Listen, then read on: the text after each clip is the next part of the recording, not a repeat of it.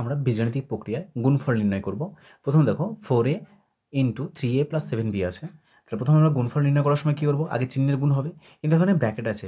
Bracket তোলার সময় কী করবো আমরা, যেহেতু এটা ব্র্যাকেট আছে আর বাইরে এটা আছে, মানে কি এটা গুণের আকারে আছে, তাহলে এটা আমাদের প্রত্যেকটা পদের সঙ্গে গুণ হয়ে যাবে। তো গুণ করবে কীভাবে, 4a রয়েছে ইন্টু এটার সঙ্গে আমাদের প্রথম টার্মটা গুণ হবে, কত হবে 3a।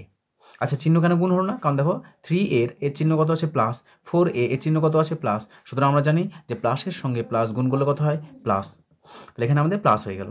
আর 4 এর সঙ্গে 4a ইন্টু 3a গুণ করলাম, মিডিলে কত চিহ্ন আছে প্লাস চিহ্ন আছে, মিডিলে প্লাস চিহ্ন দেব। এই 4 এর সঙ্গে যখন এটা গুণ হলো, আবার এটার সঙ্গে এটা গুণ হবে, কত হবে 4a ইন্টু 7b, পাশাপাশি লিখেছি। এ দেখো 4 এর সঙ্গে যদি 3 গুণ করি, আমরা জানি সংখ্যার সাথে সংখ্যা গুণ করব, তাহলে সংখ্যা কত আছে 4, এখানে 3 আছে, তা 3 4 কত হবে আমাদের 12। এখানে a ইন্টু এ কত হবে, কখানায় এ রয়েছে দুখানায় এ, তা দুখানায় এ মাথাতে 2 হয়ে যাবে, প্লাস আছে প্লাস দিলাম। এখানে রয়েছে আমাদের 4a আর 7b, তাহলে প্রথমে সংখ্যার সাথে সংখ্যা গুণ করবো, তাহলে এখানে সংখ্যা কত আছে 4, এখানে 7, তো 4 7 এখানে আমাদের হয়েছে 28। এ দেখো এ রয়েছে, এখানে বি রয়েছে, যেহেতু এটা আলাদা রয়েছে তাই জন্য তারা কি পাশাপাশি বসে যাবে, এ বি। এটা আমাদের অ্যান্সার হয়ে গেল।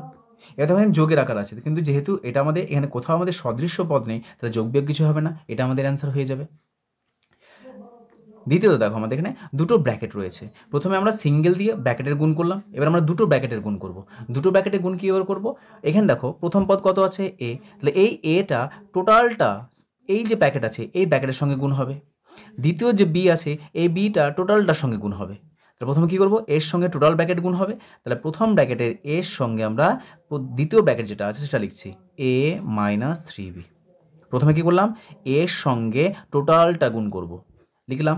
পরে কি চিহ্ন দেবো, পরে দেখো এর এটা লিখেছিলাম, পরে দেখো যেহেতু এর পরে বি আছে, বি এর আগে কত আছে প্লাস চিহ্ন আছে, এখানে আমরা প্লাস চিহ্ন দেব, এই চিহ্নটা এখানে বসলো। এবার আমরা কি রয়েছে, প্লাস চিহ্নের পরে দেখো বি রয়েছে, বি লিখবো, এবং এই বিটা টোটালের সঙ্গে গুণ হবে a মাইনাস 3b। প্রথমে এর সঙ্গে টোটাল ব্র্যাকেট গুণ হবে, এই প্লাসের জন্য প্লাস হলো, সেকেন্ড বি এর সঙ্গে টোটাল ব্র্যাকেট গুণ হবে। এবার আমরা কি করব, একটু আগে দেখো আমরা সিঙ্গেল ব্র্যাকেটের সঙ্গে আমরা এ গুণ করলাম, এখানে যেভাবে করেছিলাম, তাহলে এটা এর সঙ্গে গুণ হবে, আবার এটা এই 3b এর সঙ্গে গুণ হবে, তাহলে এটার সঙ্গে গুণ হবে, আবার এটার সঙ্গে গুণ হবে, তাহলে এর সঙ্গে এ গুণ করলে কত হবে, তাহলে a ইন্টু এ, এখানে মাইনাস আছে এখানে প্লাস আছে, তাহলে প্লাস এ মাইনাস 3 আছে, তাহলে a ইন্টু 3b।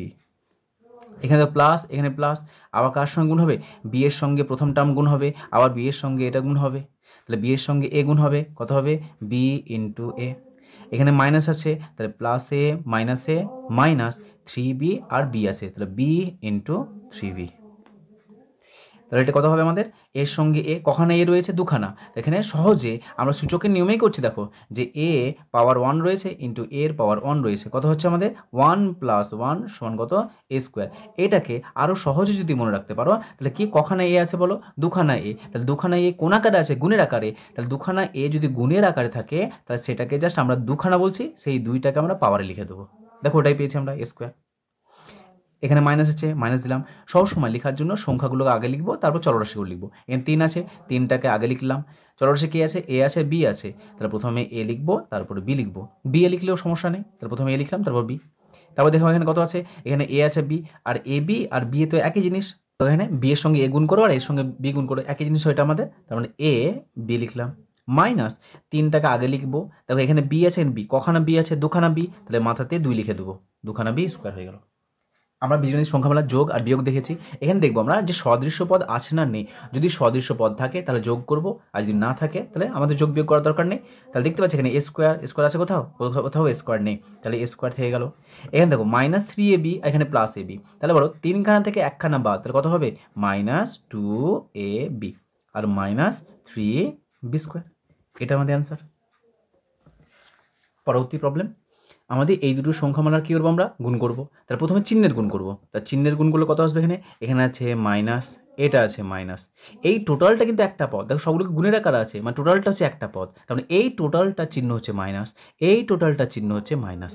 যখনই কোনো একটা সংখ্যামালা আমাদের কি থাকবে, প্লাস মাইনাস আকারে থাকবে, তো তার আগে যে চিহ্ন থাকে সেটাই তার চিহ্ন। যেহেতু এখানে কোথাও প্লাস মাইনাস আর নেই, টোটালটা চিহ্ন হচ্ছে মাইনাস, এই টোটালটা চিহ্ন হচ্ছে মাইনাস, তাহলে প্রথমে মাইনাসের সঙ্গে মাইনাস গুণ করবো, তাহলে মাইনাসের সঙ্গে মাইনাস গুণ করলে কত হয়, প্লাস, প্লাস লিখলাম। আমরা দেখো 3 আছে এখানে সংখ্যা, তাহলে সংখ্যার সাথে সংখ্যা গুণ করবো, তাহলে 3-এর সঙ্গে 2 গুণ হবে, তাহলে 3 গণিত 2। এখানে কত আছে, x y square z square, পাশাপাশি লিখে দাও x y square z cube into x cube y z square. সূচকের নিয়মে করতে পারো অথবা ডিরেক্ট করতে পারো। কীভাবে, তো 3 দুগুণ কত হলো 6। এখানে দেখো আমরা সূচকের নিয়মে যদি করতে চাই তাহলে প্রথমে দেখব যে একই চলরাশি কে কে আছে। এখানে দেখো কত আছে এক্স, এখানে কত আছে এক্স, এর পাওয়ার কত আছে কিছু না মানে 1, তার মানে এটা হবে এক্স এর পাওয়ার 1 ইন্টু এক্স এর পাওয়ার 3, একটা ব্র্যাকেটে লিখলাম, ইন্টু, যেহেতু প্লাস মাইনাস কিছু নেই সবগুলো ইন্টু আকার আছে, এখানে ওয়াই স্কোয়ার আছে, এখানে ওয়াই আছে, কত হবে এটা আমাদের ওয়াই স্কোয়ার ইন্টু ওয়াই, তারপর কত রয়েছে Z cube into Z square, z cube into Z square. এবার সূচক কী বলছে যে এই পাওয়ারগুলো কি, যেহেতু গুণের আকার আছে পাওয়ারগুলো কী হয়ে যাবে, যোগ হয়ে যাবে, তো 6 ইন্টু এক্স এর পাওয়ার 3 আর 1 যোগ করলে কত হবে, সো 3 + 1 4 হয়ে যাবে, ইন্টু ওয়াই এর পাওয়ার 2 কিছু না মানে 1, সো 2 + 1 ইন্টু 3 আর এখানে 2 আছে, জেড এর পাওয়ার 3 + 2, সো কত হলো 6x⁴ into y⁴ into z⁴ 5। এটাই আমাদের অ্যান্সার। এবার দেখো এই 3টে লাইনকে তোমরা অ্যাভয়েড করতে পারো। কীভাবে, এখানে দেখো কত আছে আমাদের, এক্স কটা আছে বলো তো, এখানে 3খানা আছে, এখানে 1খানা আছে, তার মানে টোটাল এক্স কখানা আছে 4খানা, দেখো এক্স এর পাওয়ার 4 লিখেছি। ওয়াই কখানা আছে, এখানে দেখো এক্স ওয়াই 2খানা আছে, এখানে ওয়াই কখানা আছে 1খানা, তার মানে টোটাল কখানা 2খানা, এখানে 1খানা 3খানা, দেখো ওয়াই এর মাথায় 3 লিখেছি। যতখানা থাকবে গুণের আকারে সেটা পাওয়ারে যাবে। এখানে দেখো এখানে আছে 3খানা, এখানে আছে কখানা 2খানা, দেখো ওয়াই এর পাওয়ার জেড এর পাওয়ার কত লিখেছি 5, সো z⁴ 5। সুতরাং তোমরা এইভাবে স্টেপ বাই স্টেপ করতে পারো অথবা এই ডিরেক্ট লাইনটা লিখতে পারো। কীভাবে করবো, গুণবো নিয়ে পাওয়ারে লাগিয়ে দেবো ওগুলোকে, ঠিক আছে। তো এটা আমাদের নির্ণয় গুণফল।